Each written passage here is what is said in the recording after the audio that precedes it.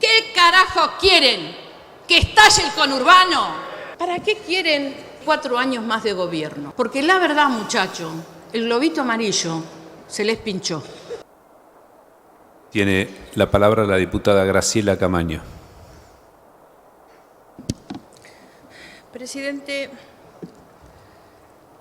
hubieron como letanías durante toda la sesión. De repente no estábamos tratando un presupuesto, sino un gesto. Y hubo un silencio que hizo muchísimo ruido, con un flaco discurso del miembro informante en la repitencia que hace Cambiemos del relato que intenta instalar de aquí en más. Yo no quiero dejar pasar por alto algunas cosas que se dijeron, presidente, porque acá hay algunos diputados que vinieron con la estrategia de erigirse en los fiscales del comportamiento de la dirigencia política del peronismo. Y como tengo la suerte de estar acá desde hace muchos años y tengo la suerte de tener una memoria prodigiosa, hay cosas que a veces me enervan. Yo tuve un episodio en la Cámara que para mí fue muy triste con un colega en una comisión. Ese episodio tuvo como punto de partida el presupuesto del año 2010,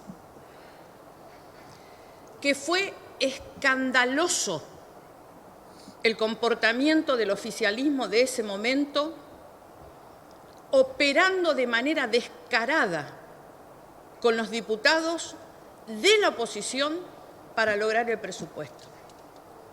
Así que creo que acá nadie tiene que erigirse en fiscal de nada. Y de última, cada uno será responsable de sus conductas, porque en algún momento las conductas que tenemos se revisan. Y hubo una letanía que me fastidió y la tengo que blanquear. Muchísimo me fastidió. De la misma manera que me fastidió el silencio de quienes representan a un gobierno que asumió con un discurso esperanzador. Un discurso que abundó en promesas que no se podían cumplir. Y lo que es peor aún, gobernó durante 2 años con un esquema que no podía funcionar. Y ahora estamos enfrentados a la realidad, a la peor de las realidades.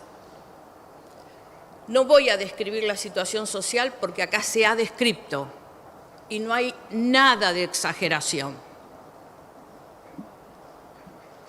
Y esto sucede, señor presidente, porque hay un momento en que se termina el relato, que se termina la fantasía, que se termina el marketing político de los consultores caros. Eso pasa cuando la realidad supera el relato. Nunca hubo lluvia de inversiones.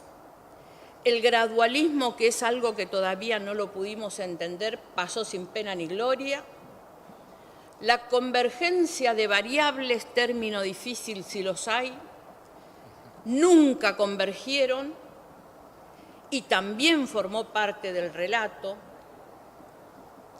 Ese relato del gobierno del presidente Macri, que intenta centrar el origen de todos los males presentes en el pasado, en el gobierno anterior. El único problema que teníamos durante el proceso electoral, aparentemente, era el gobierno kirchnerista, que nos había mentido, que tenía serios problemas de corrupción y que aparentemente apenas asumieran, todo se iba a resolver.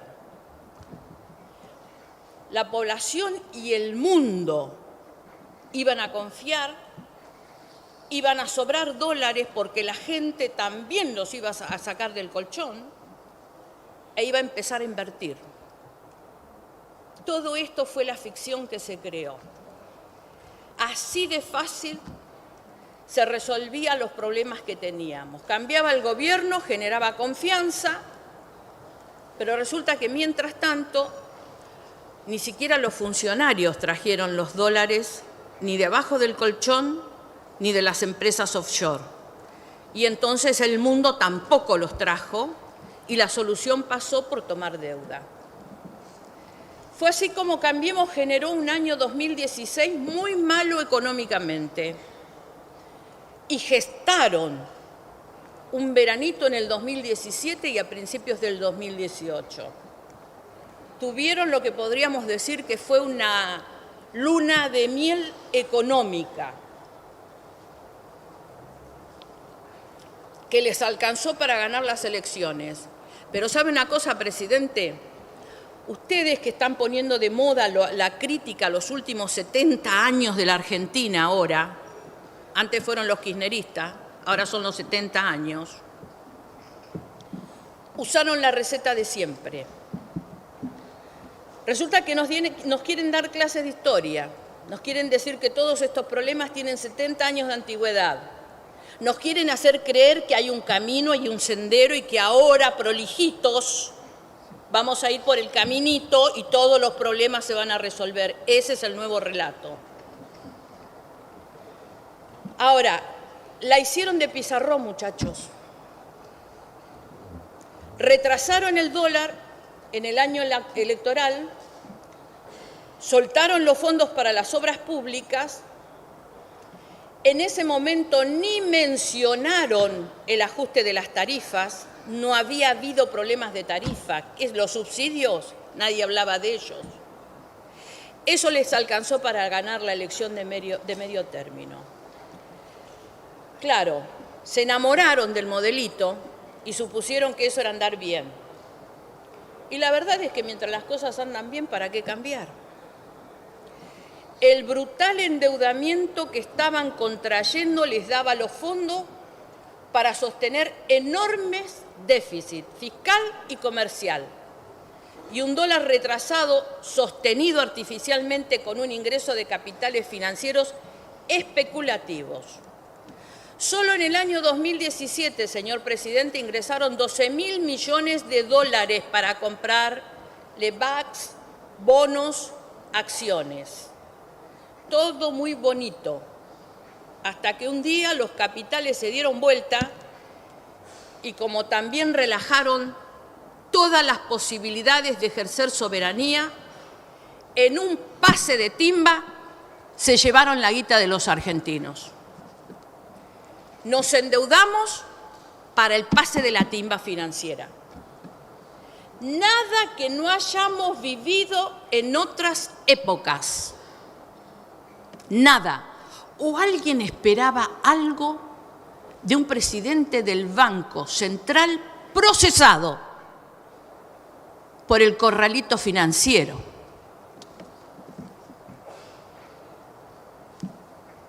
Y justamente, señor presidente, este gobierno que se nos presentó y se nos presenta como el cambio cultural, no vino más que a repetir viejos errores. El resultado nefasto para los argentinos ya lo conocemos. Fiesta financiera mientras dure. La lluvia de inversiones virtuosas de extranjeros o de argentinos nunca apareció. Y el colmo, señor presidente, de todo este relato, lo mencionó el diputado Moyano, el crecimiento invisible. ¿Se acuerdan el 1 de marzo? ¿Cómo nos reímos cuando hablaban del crecimiento invisible? Increíble. 20 días después del crecimiento invisible, empezó la corrida. La más fuerte de las corridas en los últimos 20 años en la República Argentina. Y por eso, señor presidente, los dos presupuestos anteriores, el del 17 y el del 18, mostraron enormes déficits sostenidos por el endeudamiento externo, porque eran presupuestos de fantasía, de mentira. eran los presupuestos de la falsa esperanza. Todo iba a venir bien mágicamente. Iban a aparecer los brotes verdes. Solo 2 años pasaron. Es hora que se hagan cargo de que o no tuvieron plan económico o fracasaron. Y por favor, son tan obvios. Déjense de construir el relato, presidente. Déjense los dirigentes políticos que se sientan ahí a ser tuiteros de Durán Barba. Dan vergüenza ajena.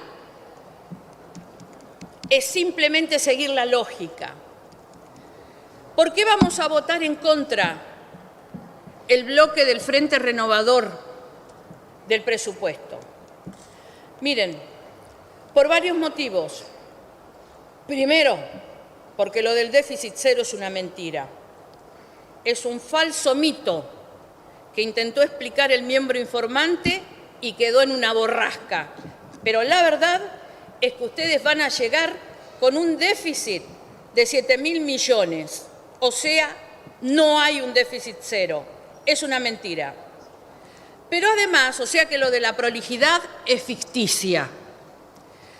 Pero además, este presupuesto, ¿qué nos trae? Más aumento de tarifas, fundamentalmente del transporte urbano, además de los servicios públicos, más recesión, lo dicen ustedes, no lo digo yo, porque en todo el año 2019 van a crecer al 0,5 más el decrecimiento de este año, más recesión, mucha inflación, porque la verdad contentarnos con un promedio de 34 en el 19, en el mejor de los escenarios, es no entender qué pasa con la inflación. Más impuestos, porque además de la retención a las exportaciones que inventaron, ahora también vienen con el impuesto a los bienes personales para las clases medias, menos obra pública, la obra pública es la partida que más sufre el ajuste, mucho más pago de intereses de la deuda, que es la contracara del déficit cero. Mientras más se ajusta gasto, más crece el pago de intereses y sobre todo su carga en el presupuesto y en el Producto Bruto Interno que con tanta precisión describió el diputado Labaña. Y lamento que no hubiera diputados cuando lo describió. O sea, señor presidente, que si todo sale como ustedes dicen en el presupuesto que va a salir y no sale peor, todos los indicadores nos dan la pauta de que vamos a estar peor que en el año 2015.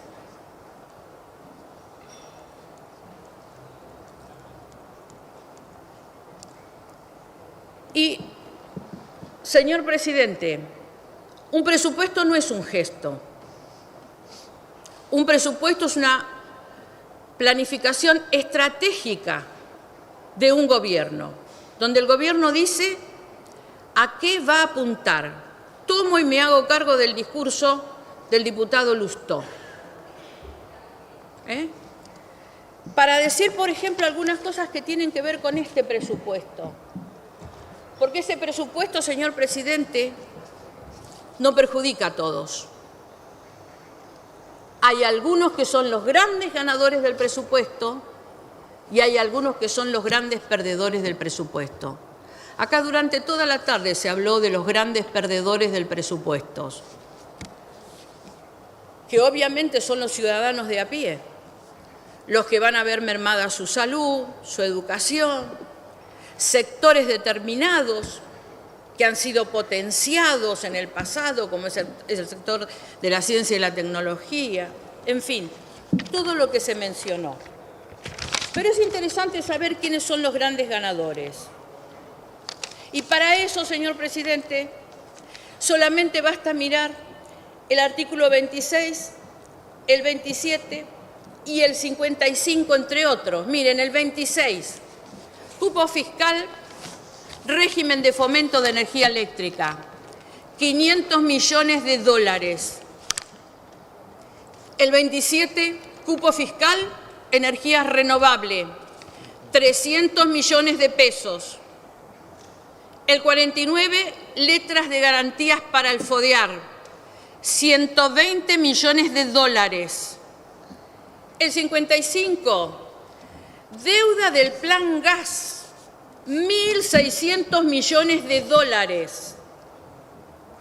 A ver, el sector del cual estuvimos hablando hace poco tiempo, a raíz de un seguro de cambio que se le había gerenciado, el único sector de la economía que está ganando ingentes sumas de dinero, el sector de la energía, y no cualquier energía. Para saber por qué se beneficia a uno y se perjudica a otros, lo que hay que mirar es quiénes están invirtiendo en cada sector, y entonces uno se encuentra con el hermano del presidente.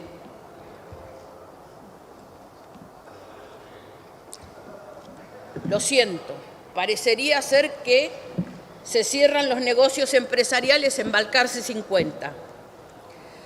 Hay un fideicomiso fantasma en el artículo 60 que lo va a manejar el jefe de gabinete.